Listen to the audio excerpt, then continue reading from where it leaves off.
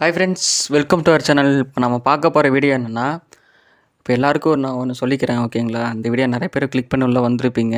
First எல்லாருக்கும் என்ன ஒன்று சொல்கிறேன் அப்படின்னா, இப்போ நமக்கு 2025 குரூப் 4ல வச்சு செஞ்சுட்டாங்க, ஓகேங்களா? தமிழ் கொஷின் வந்து தமிழ் தான், தமிழ் ஜிஎஸ் எல்லாமே போத் ஆஃப் ஆல் எல்லாமே வச்சு நம்ம செஞ்சுட்டாங்க, ஓகேவா? இதில் பாருங்களேன், எப்போவுமே வந்து கொஷின்ஸில் 10ஆம் வகுப்பு தரன்னு போடுவாங்க. இதிலெல்லாம் அந்த எதுவுமே அவங்க போடலை, பார்த்துக்குங்க. ஒரு துளி கூட அவங்க போடாமல் விட்டுட்டாங்க. அப்போ நம்ம அதிலே தெரியும் இது வந்து டிகிரி ஸ்டாண்டர்டில் இருக்குது அப்படின்னு நமக்கு அதிலே கண்டுபிடிச்சிருக்கோம். நாம் எங்கே இதெல்லாம் நம்ம பார்த்துருக்கோம், நமக்கு டைமே இல்லையே. நமக்கு தான் கொஷின்ஸ் பார்த்தோன்னே இந்த மாதிரி நடந்துருச்சு, இப்படி இருக்கே அப்படின்ற அளவுக்கு நம்ம போயிட்டோம், ஓகேவா? அதுதான் உண்மை, ஓகேங்களா? இப்போது நேற்று டிஎன்பிஎஸ்சிட்ட வந்து அவங்க நேற்று ஒரு இன்டர்வியூ கொடுத்துருந்தாரு. நாங்கள் வந்து இப்போ பாடத்திட்டத்துக்கு வெளியே போகலை, நாங்கள் வந்து உள்ளே தான் கேட்டிருக்கோம், நிறைய பேர் டிகிரி ஸ்டாண்டர்ட் படிச்சிருக்காங்க, ஸோ அதனால் வந்து நாங்கள் வந்து கொஷின்ஸ் கரெக்டாக தான் கேட்டிருக்கோம் அப்படின்னு அவங்க சொன்னாங்க. கொஷின்ஸ் கரெக்டாக கேட்கட்டும், நான் வந்து வேணான்னு சொல்லலை. அப்போ அவங்க அப்ளை பண்ணும்போது, ஓகேவா, அவங்க அந்த குரூப் 4க்கு நம்ம அப்ளை பண்ணும்போது எதுக்கு அவங்க 10th இது வச்சுருக்கணும், குவாலிஃபிகேஷன் வச்சுருக்கணும், டிகிரி தான் வச்சுருந்துருக்கல. பிஹெச்டி முடிக்கிறவங்க தான் வந்து நிறைய பேர் படிக்கிறாங்க அப்படின்னா, எதுக்கும் டிகிரி குவாலிஃபிகேஷன் வச்சுருந்தா 10th படிக்கிற யாரும் படிக்க மாட்டாங்கல்ல. அவங்க பாட்டுக்கு அவங்க வேலையை பார்த்துட்டு போயிடுவாங்கல்ல. உங்களுக்கு புரியுதுங்களா? ஏன்னா 10th படிக்கிறவங்க அவங்க பாட்டுக்கு போயிட்டாங்க அப்படின்னா, டிகிரி படிக்கிறதான் படித்து டிகிரி இருக்கிறவன் அப்ளை பண்ணிவிட்டு வாங்கிட்டு வேலை வாங்க போகிறான். அப்போ 10th படித்தவங்களாம் அவங்க பாட்டுக்கு வேலையை பார்த்துட்டு அவங்க பாட்டுக்கு சம்பாரிச்சிட்டு போவாங்கல்ல. 5 வருஷம் 6 வருஷம் உட்காந்து படித்து 10th படிக்கிறவங்க படித்து எதுக்கு அந்த மாதிரி பண்ணணும்? அது தப்பு தானே, இல்லையா? அது அசால்ட்டாக பதில் சொல்லிட்டு போயிட்டே இருக்காங்க. நாங்கள் அப்படி இல்லை, இன்னும் முடிச்சுட்டு போயிட்டே இருக்காங்க. சரி, ஓகே. இதுக்கும் நீ சொல்கிறதுக்கு என்னடா சம்மந்தம்னு கேட்டிங்கன்னா, நான் எல்லாத்துட்டையும் ஒன்று தான் சொல்லிக்கிறேன். என்ன அப்படின்னா, டிஎன்பிஎஸ்சிட்ட இருந்து ஒரு தெளிவான முடிவு வர வரைக்கும் யாரும் தயவு செஞ்சு எந்த ஒரு டெஸ்ட் பேட்ச்லேயும் ஜாயின் பண்ணாதீங்க, வேண்டாம். ஏன் அப்படின்னா, இப்போ வந்து டிஎன்பிஎஸ்சிக்கே நம்மளால் டிஎன்பிஎஸ்சி எப்படி பண்ணுவாங்கன்னு நமக்கும் தெரியாது, எந்த ஒரு அகாடமிக்கு தெரியாது, புரியுதா? அதெல்லாம் மனசில் வச்சுக்கோங்க. இப்போ குரூப் 4க்கு பண்ண மாதிரி குரூப் 2க்கு பண்ணுவாங்களா அப்படிங்கிறது எல்லோரும் யோசிக்கிறீங்க, புரிஞ்சிச்சா? ஏன்னா எல்லாம் ஒன்று யோசிச்சு பார்த்துக்கோங்க. இந்த குரூப் 4 வந்து 10th தரேன்னு சொல்லிட்டு டிகிரிக்கு போயிட்டாங்க, ஓகேவா? இன்றைக்கி நோட்டிஃபிகேஷன் சொல்கிறாங்க, ஆனால் வேகன்சி ரொம்ப கம்மி. அது வச்சு செய்ய போகிறாங்க, புரிஞ்சுதா? ஏன்னா ஒரு விஷயம் இப்படி பண்ணிட்டாங்கன்னா அடுத்த விஷயம் பண்ண மாட்டாங்க, நம்ம தைரியமாக படிப்போம். ஸோ அது அந்த மாதிரி நடக்காது, இதுலேயும் வச்சு செய்ய தான் போகிறாங்க. அதனால் யாரும் எந்த ஒரு கடன் வாங்கியோ இது பண்ணி தயவு செஞ்சு டெஸ்ட் பேட்ச் போடாதீங்க. உங்கள்கிட்ட கொஸ்டின்ஸ் இருக்கும்ல, குரூப் 2 கொஸ்டின்ஸ் எப்படினா டெலகிராம்லேயோ அங்கேயும் நிறைய பக்கம் லீக் ஆகும். அதை வச்சு நீங்கள் வந்து ப்ரிப்பேர் ஆகுங்க, புரியுதா? போயிட்டு 4000 கட்டுற 5000 கட்டுறன்னு போயிட்டு தயவு செஞ்சு அமௌண்ட்டை வேஸ்ட் பண்ணாதீங்க. ஏன்னா அகாடமிக்காரங்களுக்கே தெரியாது எப்படி கொஸ்டின் கேட்பாங்கன்ட்டு. ஒன்று யார் எந்த அகாடமியில் படிக்கிறீங்களோ அந்த அகாடமியிலிருந்து ஏதோ 2-3 கொஸ்டின் வந்திருக்குமா? 50 டெஸ்ட் 60 டெஸ்ட்டு எழுதியிருப்போம். 4500 5000 டிஸ்கவுண்ட்டு, அந்த கவுண்ட்டு எல்லா கவுண்ட்டும் போட்டு நம்ம எழுதியிருப்போம். ஒரு கொஷின் வந்திருக்குமா? வாய்ப்பே இல்லை, புரிஞ்சிச்சா? ஒரு கொஷின் வந்திருக்காது. அந்த ஒரு கொஷின் வந்திருந்தாலும் இதை பாருங்களேன், இப்போ இருக்கும் காமிக்கிறேன்ல 37, அந்த மாதிரி தான் ஒரு கொஷின் வந்திருக்குமே தவிர வேறு எந்த கொஷின் வரக்கு வாய்ப்பு இல்லை. பாருங்கள், அகாடமி படிச்சு இந்த மாதிரி கொஷின்ஸ் வந்துச்சா? அப்புறம் வந்து பாருங்கள் தான் இதில் இந்த கொஷின்ஸ் வந்துச்சா? வந்திருக்காது. போயிட்டு நீங்கள் 4500 5000 கட்ட நான் டிஸ்கவுண்ட் பண்ணுறேன், முதலில் வருவருக்கு முன்னுரிமை, அந்த உரிமை இந்த உரிமைனா தயவு செஞ்சு அமௌண்ட்டை வேஸ்ட் பண்ணாதீங்க.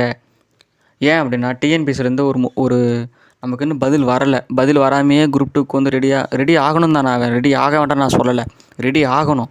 ஆனால் என்ன ஏதுன்னு தெரிஞ்சுக்கிட்டு ரெடி ஆகணும், புரியுதா? எதை படிக்கிறதுன்னு தெரிஞ்சுட்டு தானே படிக்க முடியும். சும்மா இப்போ வந்து குரூப் 2க்கு என்ன பண்ணுவான், குரூப் 2க்கு இதே தமிழ் தான் புத்தா புக் எடுப்போம், அப்படியே எடுத்து படிச்சுட்டு போக முடியுமா? இல்லைனா சுரேஷ் புக் இருக்குது, அதை எடுத்து நம்ம அப்படியே படிச்சுட்டு போக முடியுமா? முடியாது இல்லை. இப்போ அவங்க சிலபஸ்லேருந்து தான் கொஸ்டின்ஸ் கேட்குறாங்கிறது நமக்கு தெரிய மாட்டேங்குது. தான் சிலபஸ்ஸு, இந்த சிலபஸ்லேருந்து தான் கொஸ்டின் கேட்குறாங்களா அப்படிங்கிறது நமக்கு துளி கூட தெரிய மாட்டேங்குது. ஓகே, புரியுதுங்களா? இதெல்லாம் எங்கேருந்து கொஸ்டின்ஸ் வச்சான் அப்படிங்கிற அளவுக்கு நம்மளால் அதை யூகிக்க முடியல. 10ஆம் வகுப்பு தரன்னு பதிலே போட்டாங்க, ஆனால் 10ஆம் வகுப்புக்கு மேலேயே இருக்குது. ஏன்னா அந்த டிஎன்பிஎஸ்சி இருக்கிற ஆஃபீஸ் அவங்களாலேயே கொஷின்ஸ் பண்ண முடியாது போல், அந்த அளவுக்கு கொஷின்ஸ் வச்சுருக்காங்க. அதனால் வந்து நான் போயிட்டு ஒரு நம்பிக்கையோடு படிக்கிறேன், நான் வந்து யாரையும் டீமோட்டிவேட் பண்ணல, நம்பிக்கை இருக்கணும் தான். ஆனால் அந்த நம்பிக்கை வந்து இப்போ ஒரு டிஎன்பிஎஸ்சி வந்து ஒரு 10 புக் கொடுத்துட்டாங்க, இந்த 10 புக்கில் இருந்தால் 200 கேள்வியும் வரப்போகுதுன்னா அது ஒரு நம்பிக்கையாக வந்து படிக்கலாம். இரவு பகலாக வந்து ஜாலியாக வந்து படிக்கலாம். இப்போது ஸ்கூல் புக்கு படித்தோம்னா நமக்கு அதுலேருந்து கொஷின்ஸ் வருமா இல்லையாங்கிறது ஒரு கேள்விக்குறியாக இருக்கிறப்ப நீங்கள் எப்படி நாம் எடுத்து படிச்சுட்டு போக முடியும், புரிஞ்சிச்சா? எப்படி நீங்கள் எடுத்து படிப்பீங்க? இல்லை ப்ரோ நான் வந்து இது வந்து ஸ்கூல் புக்லேருந்து இருந்தால் கேட்டுருவாங்க, எனக்கு நம்பிக்கை இருக்குது. நம்பிக்கையை வச்சு நம்பிக்கை இருக்கலாம், ஆனால் வீண் நம்பிக்கை இருக்கக்கூடாதுன்னு தான் நான் சொல்கிறேன். ஓகேவா? அதுலேருந்து நேற்று நிறைய பேர் டெஸ்ட் பேட்ச் நான் போடுறேன், அனௌன்ஸ்மெண்ட் போடுறேன், டெஸ்ட் பேட்ச் ரூ. 1000 ரூ. 3000 4000 நான் டிஸ்கவுண்ட் கொடுக்குறேன், முதல்வருக்கு முன்னுரிமை அந்த உரிமைன்னு போடுறாங்க. ஃபஸ்ட்டு அகாடமிக்காரங்களுக்கு தெரியுமா? என் கேள்வி அதுதான். அகாடமிக்காரங்களுக்கு துளி கூட தெரியாது, கொஷின்ஸ் இப்படி தான் வைப்பானுங்கிறது தெரியாது. அப்புறம் எப்படி அவங்க எந்த நம்பிக்கையில் டெஸ்ட் பேட்ச் போட முடியும் அவங்க? ஃபஸ்ட்டு பார்த்தீங்களா, ஒன்று தெரிஞ்சுக்கோங்க. என்ன அப்படின்னா, இந்த விஷயம் முடிகிறதுக்குள்ளேயே டெஸ்ட் பேட்ச் போட்டாங்க. அந்த டெஸ்ட் பேட்ச் நீங்கள் போட்டுட்டு உள்ளே போயிட்டீங்கன்னா குரூப் 4 மறந்துடுவீங்க.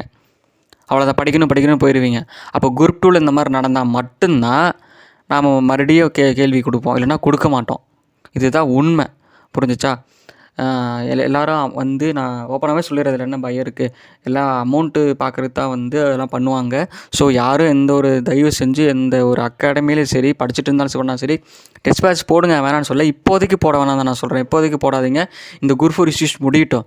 அது வரைக்கும் நீங்கள் படித்ததே ரிவிஷன் பண்ணிட்டு இருங்க. புரியுதா? ஏன்னா டெஸ்ட் பேட்ச் போட்டு தான் வந்து பண்ணணுன்ட்டு இல்லைல்ல. நம்ம தான் ஆல்ரெடி எல்லாம் குரூப் 4லேயே எல்லாம் அத்தனை குரூப் 2க்கு தகுந்த மாதிரி எல்லாம் கவர் பண்ணிட்டோம்ல. நீங்கள் ரிவிஷன் மட்டும் பண்ணுங்கள் போதும். ஒன் டே ஒரு ரிவிஷன் பண்ணுங்கள். தமிழ் விட்டுட்டு ஜிஎஸ் மேக்ஸ் பாருங்கள். டெஸ்ட் பேட்ச் போடாதீங்க. ஏன்னா டெலகிராம்லேயே நிறையா கொஷின்ஸ் லீக் ஆகுதுல்ல, அதை படிங்க. சரியா?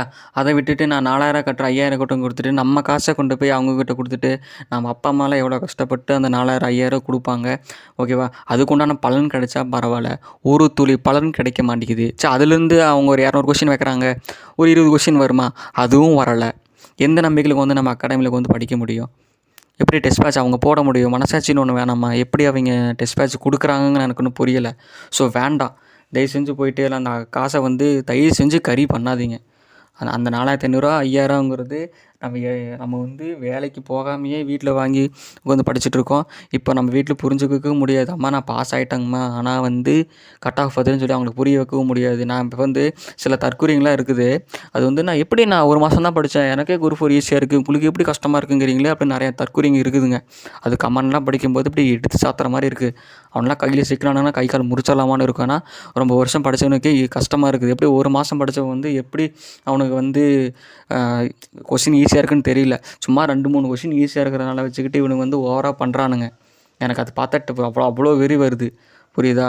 நான் வந்து இங்கே இருக்க யாரையும் வந்து டிமோட்டிவேட் பண்ணலை. தயவு செஞ்சு யாரும் எந்த ஒரு அகாடமியில் டெஸ்ட் பேட்ச் போட்டு பண்ணாதீங்க. ஏன்னா எந்த நம்பிக்கை இருக்குது? ஃபஸ்ட்டு அகாடமிக்காரங்களுக்கு எப்படி தெரியும் கொஷின்ஸ் இப்படி தான் எடுப்பானுங்கிறது எப்படி தெரியும்? அவன் தான் போகிறானே 1900க்கு போகிறானே, குரூப் 2க்கு கிமு போனால் என்ன பண்ணுறது? நம்ம அதை யோசிக்கணும்ல. அப்படி போயிட்டானுங்கன்னா நம்ம எதை வச்சு எங்கே நம்ம படிக்க முடியும்? ஸோ அதனால் வந்து யாரும் என்னோடய வேண்டுகோள் இது தான்.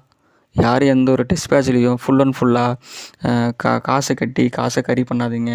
அது 300 வந்தாலும் சரி, 1000 வந்தாலும் சரி, 3000 வந்தாலும் சரி, டிஸ்கவுண்ட் கொடுக்குறேன்னு சொன்னாலும் சரி, யார் என்ன பண்ணாலும் சரி, தயவு செஞ்சு சேராதீங்க. குரூப் 4 இஷ்யூஸ் முடியட்டும்.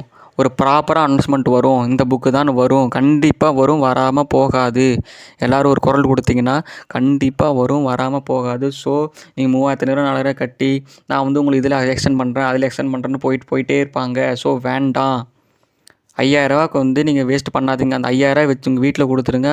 வீட்டில் கடன் இருந்தால் அந்த 5000 கடன் அடைச்சிட்டு இருக்கிற புக்கை வச்சு படிச்சுக்கிட்டு கொஷின்ஸ் லீக் ஆகும், அதை படிச்சுக்கிட்டு ஜாலியாக இருங்க. ஓகேவா? ஜாலியாக இருக்குதுன்னு சொல்ல முடியாது, கஷ்டமாக தான் இருக்கும்.